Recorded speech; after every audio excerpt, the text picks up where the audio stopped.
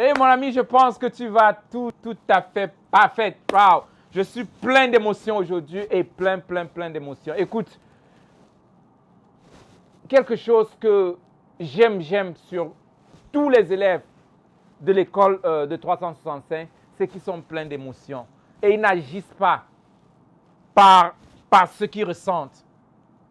Mais dans leurs actions, ils développent ces émotions.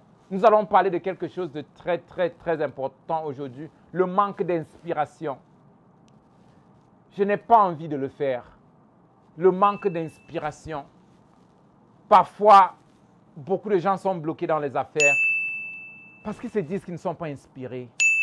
Parce qu'ils ne se sentent pas, ils n'ont pas cette inspiration à le faire. Et dans certaines traditions même, les gens ont l'habitude de dire « Ah, je ne ressens pas vraiment l'enthousiasme dans ce domaine. » Laisse que je te dise certaines vérités. L'enthousiasme, l'inspiration ne vient pas avant l'action. Quand tu veux faire quelque chose, tu mets l'action. C'est là où l'enthousiasme vient. Si je commence à chanter maintenant, je ne serai pas content. Je serai content parce que je suis en train de chanter. Et non être content parce que je veux chanter. Si tu veux attendre être content avant de chanter, tu ne chanteras jamais. Mais tu dois chanter pour être content. C'est la même chose dans les affaires. Dans les affaires, le niveau d'inspiration, l'inspiration, la joie, le ressentiment, si tu le veux avant d'agir, ce sera complètement impossible pour toi. C'est dans des actions que l'émotion est truquée. Là où la focalisation, là où sur quoi tu te focalises, ça truque l'action et le ressentir se manifeste. Donc, tu dois comprendre qu'il y a une différence majeure dans le fait de ressentir avant d'agir ou bien dans de l'inspiration avant d'agir et agir et être inspiré. Tu ne peux pas aimer ce que tu fais avant de le faire. Tu ne peux pas être motivé avant d'agir. Mais tu dois agir et l'action doit produire la motivation. C'est un peu comme si tu veux être récompensé avant de mettre l'action. Tu ne pourras jamais bouger. Tu dois mettre l'action pour avoir la récompense. Comme dans la loi de la sémence, tu ne peux pas récolter, être content avant d'aller s'aimer. Tu mets l'action dans la sémence et puis ça te donnera tu auras la récolte et puis tu seras joyeux. C'est un peu comme ça que l'inspiration fonctionne. Le manque d'inspiration ne veut pas dire qu'il n'y aura pas d'inspiration. Mais ça veut juste dire qu'il n'y a pas d'action. Et si tu ne mets pas de l'action, tu ne seras pas inspiré. Quelque chose que je peux te dire, c'est que les sentiments ne sont pas fiables. L'action fera la différence. Si tu te fies à ce que tu ressens, tu seras toujours bloqué. Mais dès que tu appliques l'action, ton sentiment, ton ressenti change directement. Par exemple, s'il fallait regarder dans ta vie, regarde des grandes choses que tu as accomplies. Est-ce qu'avant le départ, avant l'accomplissement de cela, est-ce que tu étais galvanisé, tu étais motivé? Non. Tu t'es engagé. Et le résultat t'a donné certains ressentis. C'est après avoir écouté, c'est après que tu t'es engagé à l'école des coachs que le ressenti est en train de se manifester. Chaque jour, tu es émotionnellement comblé et tu es galvanisé, engagé plus que jamais. Pourquoi? Parce que tu t'es engagé. Peut-être tu ne voulais même pas payer pour cette classe. C'était pénible pour toi. S'il fallait dépendre de ton ressenti, de ton sentiment, tu n'allais jamais le faire. Mais regarde ce que tu es en train de ressentir maintenant. Tu as mis l'action.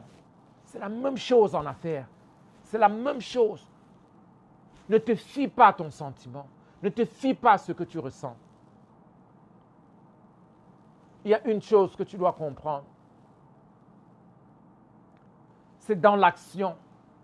C'est quand tu mènes une action que tu peux vraiment faire la différence. Et même apprécier le côté du ressenti. Tu ne dois pas être inspiré par tes sentiments. Parce que les sentiments seront développés après l'action. Les sentiments que tu reçois maintenant, ça est lié à ton passé. Et vraiment, ça est lié à peut-être à l'ignorance dans un domaine précis. Mais en mettant l'action dans un domaine précis, ça développera un autre ressenti. Pourquoi est-ce que nous prenons souvent des décisions comme nous prenons? À cause de notre connaissance passée dans un domaine précis. Et c'est pourquoi le feeling que nous recevons est drôle. S'il fallait que je te demande, peut-être John, j'aimerais que nous commençons une industrie de papeterie en Chine. Ah, tu pourras directement, ton ressenti ne sera pas toujours parfait. Pourquoi? Tu n'as jamais eu d'industrie de papeterie en Chine. Donc directement, tu pourras te baser sur la connaissance que tu as jusqu'à ce niveau. Ton ressenti sera proportionnel à la connaissance que tu as jusqu'à ce niveau. Et tu feras tout pour ramener à la connaissance ancienne. Mais pour avoir le ressenti par rapport à ce que tu veux développer, tu dois mettre l'action dans ce que tu veux développer pour avoir l'inspiration dans ce que tu es en train de développer. Pose-toi la question. Dans ton domaine précis, quelles sont certaines choses, certains niveaux où tu as été limité parce que tu ne t'es pas senti inspiré et tu as perdu des fortunes, tu as perdu des marchés, plein d'opportunités. J'aimerais qu'à partir d'aujourd'hui, tu ne dépendes pas de tes sentiments. Je sais que beaucoup ont l'habitude de dire, oh, pour faire quelque chose, il faut que je regarde mon sentiment. Non, ton sentiment n'a rien à y voir. Ça, c'est des croyances des gens ordinaires en affaires.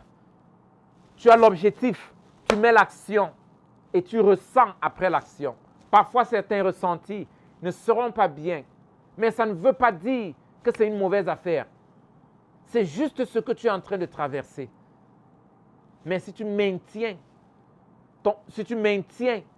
tes yeux, tu restes pointé sur l'objectif, tu pourras changer tout et ressentir quelque chose de différent. Par exemple, avec moi, quand j'ai des ressentis négatifs, elles sont même motivatrices pour moi. Imagine si 1000 personnes, des milliers de personnes sont en train de ressentir la même chose. Ça veut dire qu'il y a une opportunité d'affaires que beaucoup ne savent pas dans ce domaine. Et ça pourrait être une opportunité en or. C'est ce que tout le monde fuit, que des vrais hommes d'affaires approchent. L'obstacle est le chemin des entrepreneurs. Le chemin des entrepreneurs, c'est l'obstacle. Et quand il y a l'obstacle, ce n'est pas bon. Ce n'est pas inspirant. Ça fait mal. C'est frustrant. Mais dans les obstacles, il y a la fortune derrière les obstacles. Et ça doit être ton chemin. En tant qu'entrepreneur, en tant qu'homme d'affaires, en tant que femme d'affaires et en tant que leader.